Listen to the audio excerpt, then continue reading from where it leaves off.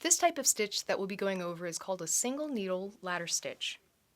This ladder stitch is one of the most basic type of bead weaving stitches that you can learn, but is essential for learning more advanced techniques such as a herringbone stitch or brick stitch. I have a length of size D Nemo thread here in a red color so that you can see it a little bit better on this video, and I'm also using size 6/0 black seed beads, item number EB698. Your ladder stitch should only be 1 bead wide, but for video purposes I'll be making mine 3 beads wide so that you can see the technique a little bit clearer. Your first step is to thread on 6 beads, or if you're doing a single row of ladder stitch, 2 beads. Divide the number of beads up and go through the first 3 beads that you attached. This will wind up making a loop. When you pull the loop fairly tight, the beads will close up side by side.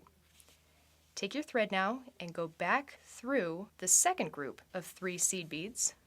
Now you see that the tail of your thread and your working thread are both coming out the same side of your ladder stitch. Pick up only 3 beads this time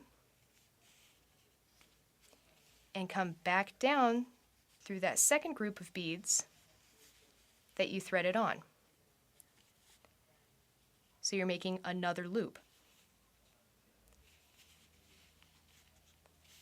Pull tight, and now you can see the 3 beads lining up next to one another. Take your thread and come back up through that third group. Now if you've done this correctly, your working thread is opposite from the thread tail.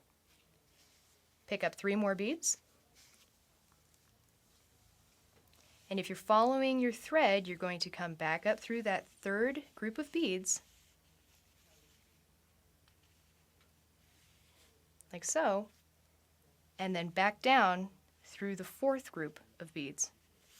You're always letting your thread be your guide for passing back through beads or back up through beads. Now by your fourth group, your 2 threads, both the tail and the working thread, are now coming out the same side. This is how it works for every single ladder stitch. You'll have one where both will be on the same side, and then your following stitch will have your working thread on the opposite side of the group. Continue this for as many beads long as you need your pattern to be.